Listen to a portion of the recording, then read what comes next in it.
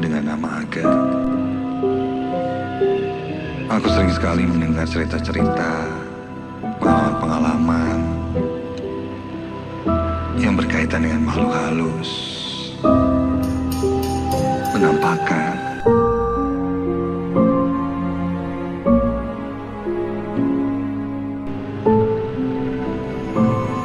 dan akhirnya terlintas di pikiranku untuk mengirimkan pengalaman yang dulu pernah kualami juga. Yang sulit dilupakan karena setelah kejadian itu, akhirnya aku mendapat sebuah pelajaran yang penting. Masih ingat saat itu aku masih duduk di sekolah menengah pertama pada tahun 2012. Di sebuah desa yang lumayan luas, namun masih banyak pepohonan-pepohonan seperti hutan, sawah, lembah, dan juga saluran air. Jadi, awal cerita, di desaku itu terdapat sebuah pesantren. Biasanya santri-santri yang ada di pesantren itu adalah orang-orang penduduk desa itu juga. Namun tidak begitu banyak yang ikut pesantren. Hanya saya dan teman-teman terdekat saja. Ada juga para senior yang sudah dari dulu tinggal di pesantren. Dan kegiatan di pesantren seperti biasa pada umumnya. Pengajian, ada tausiah dan lain-lain. Dan aku ingat betul, malam itu, malam Jumat Kliwon. Sebelumnya, tidak ada yang memberitahuku bahwa nanti tengah malam akan diadakan jurit malam. Tentang jurit malam yang ku tahu hanya ada pada saat pramuka. Dan ini di pesantren ada uji nyali atau jurit malam.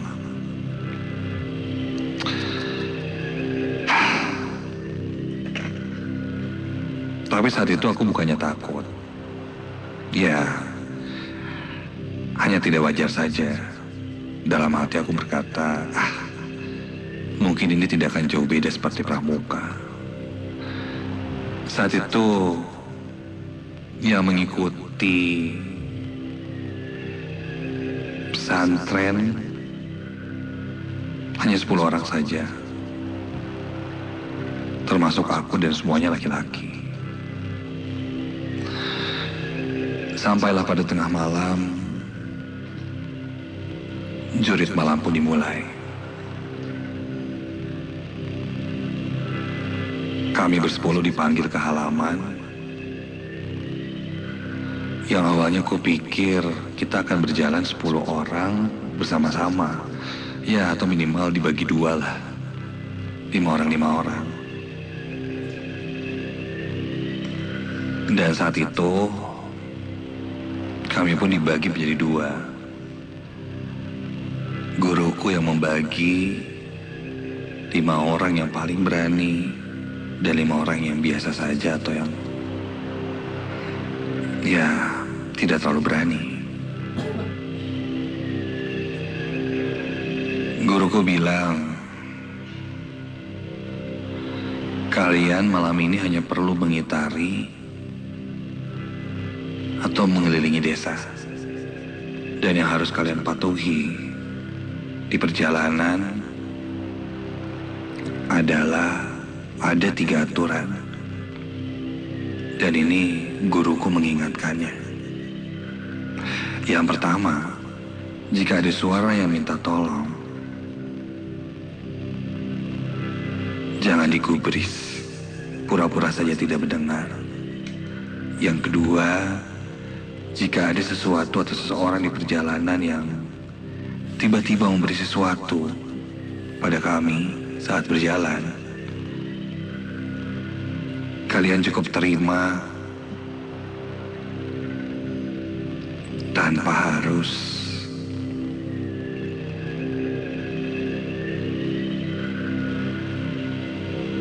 berbicara sepatah kata pun.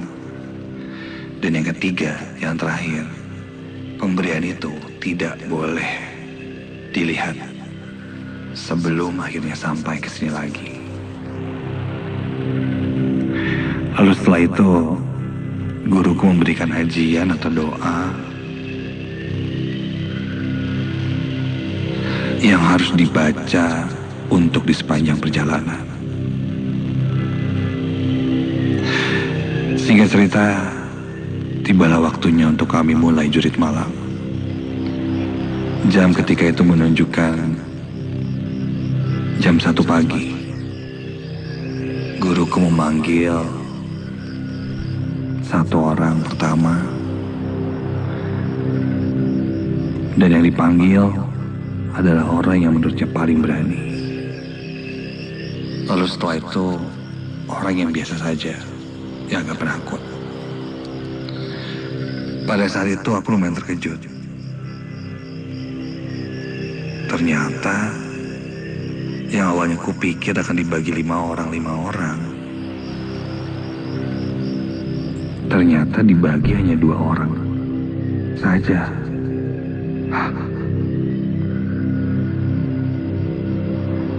Dilakukan berpasangan, alias yang satu berani, yang satu biasa. Dan jarak 2 orang pertama dan 2 orang lainnya itu akan diberi jarak 15 menit. Lumayan lama untuk memisahkan jarak antara 2 orang yang di depan dan yang di belakang. Sampai akhirnya nama aku pun dipanggil di kloter keempat. Yang berarti ketika aku mulai, itu waktu sudah lebih malam.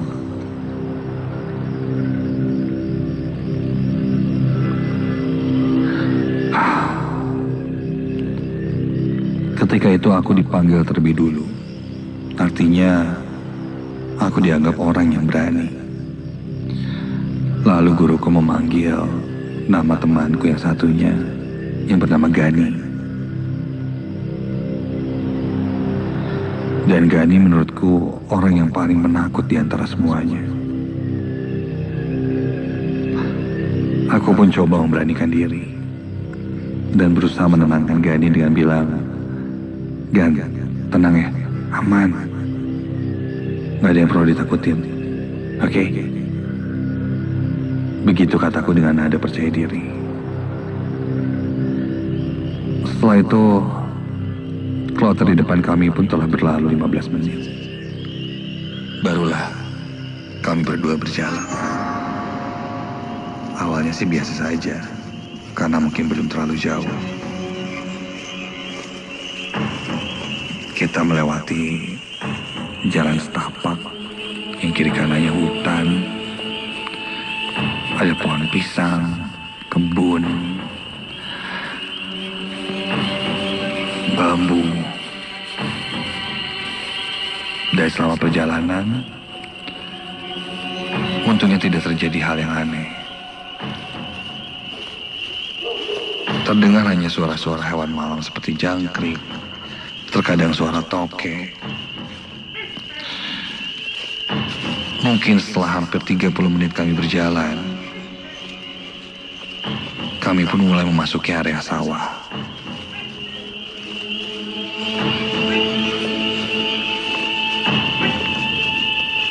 Dan di depan sawah itu ada hutan lagi. Ketika memasukinya, semakin ramailah suara-suara.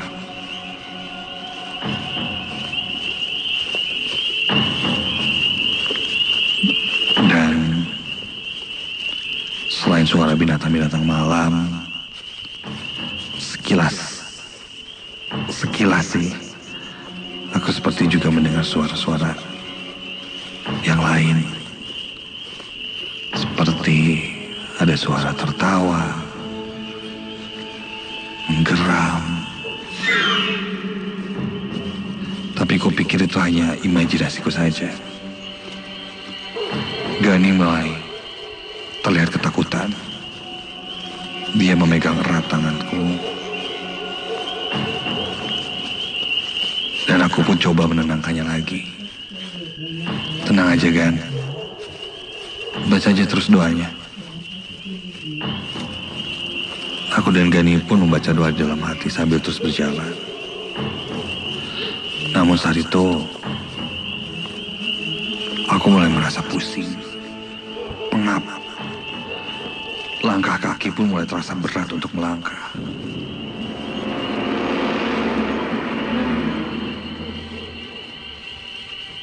Dan tiba-tiba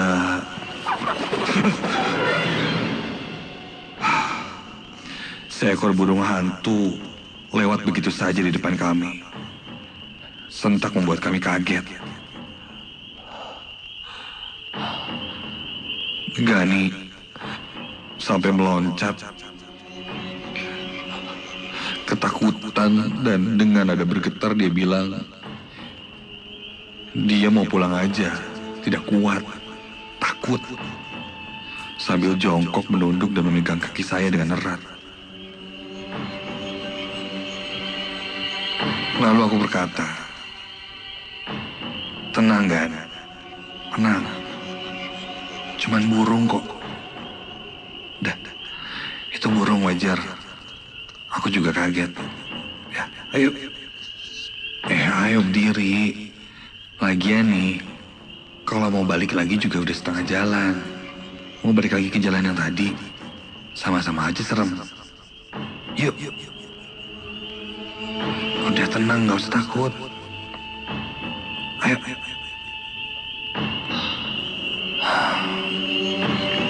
Dia pun berdiri lagi. Lalu kami melanjutkan perjalanan. Dan tibalah kami memasuki saluran air atau selokan untuk perairan kepesawahan. Jujur di situ, aku mulai merasakan ketegangan. Entah kenapa, yang awalnya terdengar riuh suara binatang malam seperti jangkrik dan lain-lain. Di sana,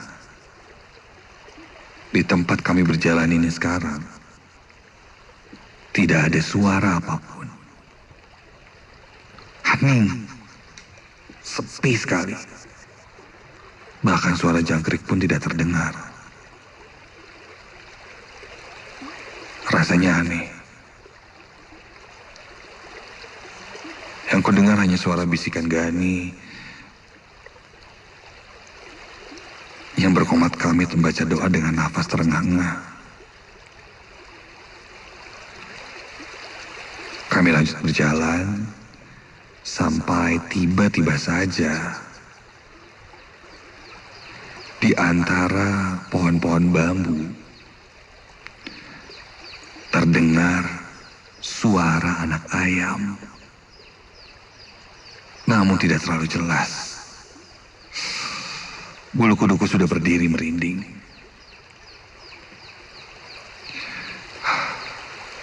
Semakin lama, suara anak ayam itu pun semakin terdengar sangat jelas. Dan tidak hanya itu, aku juga mendengar seperti ada suara bisikan-bisikan, namun tidak begitu jelas. Terasa ada yang mengusap pundakku.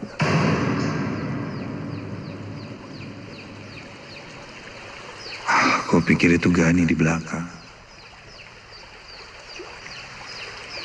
Gani yang awalnya ku dengar sedang membaca doa berkomat kamit.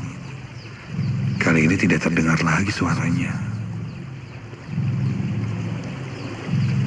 Mungkin dia ketakutan dan berhenti membaca doa.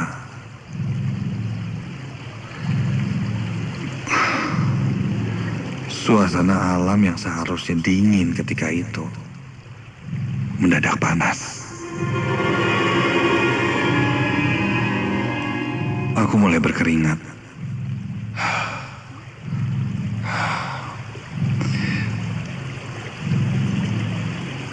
Namun aku masih memberanikan diri. Sampai tiba-tiba, aduh. Entah bagaimana tiba-tiba saja muncul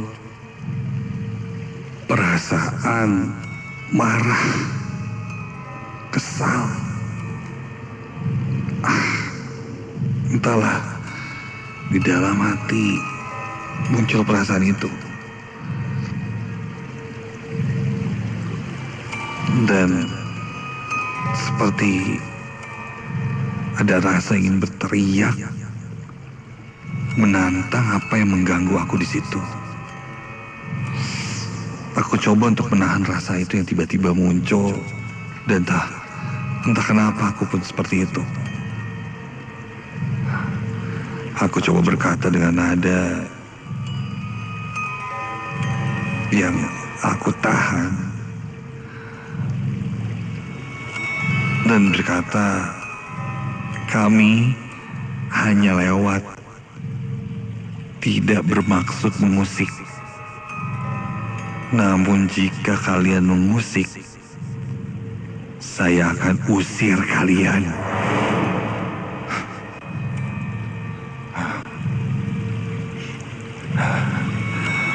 Begitu kataku. Entahlah, muncul kata-kata itu dan ketika aku lihat ke belakang ke arah Gani, loh, Gani kemana? Dia tidak ada. Lalu yang tadi memegang pundakku sedari tadi siapa? Pantas saja aku tidak mendengar suara Gani yang dari tadi membaca doa, dan tiba-tiba saja hilang. Kini aku merasakan leherku terasa sangat berat. Tidak hanya leher, kakiku pun kali ini seperti ada yang menahannya, susah untuk diangkat.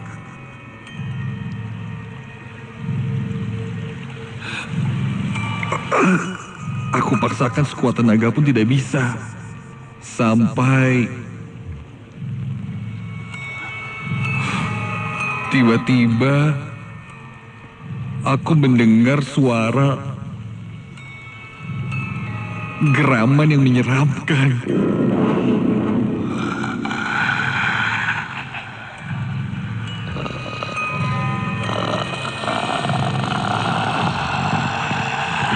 Dan ketika aku tengok, astaga, satu sosok sudah berdiri di belakangku. Wajahnya berantakan, seperti luka bakar, berdarah, gosong sambil mengeluarkan suara yang begitu sulit untuk dijelaskan. Sampai membuat telingaku berdengung sangat kencang. Sosok itu dari atas kepala hingga bawah, badannya semua terbakar, gosong, dan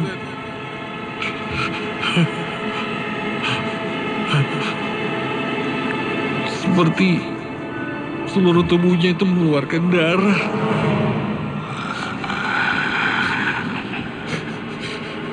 Mulutnya terbuka sangat lebar.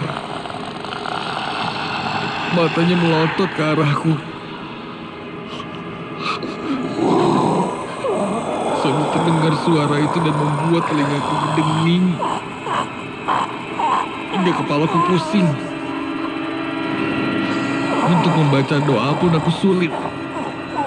Mulut lidah ini tidak bisa berucap. Sampai wajah sosok itu semakin mendekatiku. Dan kini tercium bau busuk. dari seluruh badannya yang seperti luka bakar.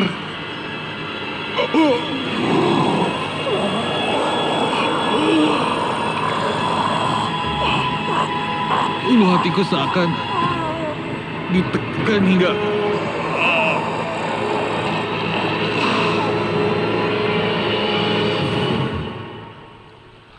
aku pun tak sadarkan diri.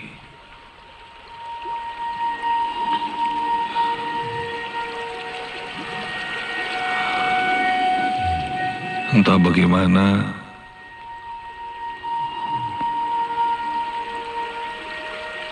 sekitar jam 4 subuh ketika azan subuh terdengar,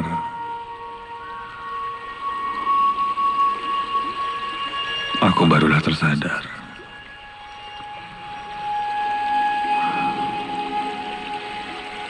Gani memanggil guruku dan yang lainnya dan menemukanku sedang pingsan. Setelah semua berkumpul, guruku berkata, kita ini hidup di dunia berdampingan dengan makhluk lain, namun tidak bisa bersatu. Tapi janganlah kalian takut kepada sesama makhluk, dan juga jangan merendahkan sesama makhluk atau menantangnya. Intinya, kita hidup berdampingan. Mereka di alamnya dan kita di alam kita. Jangan saling ganggu.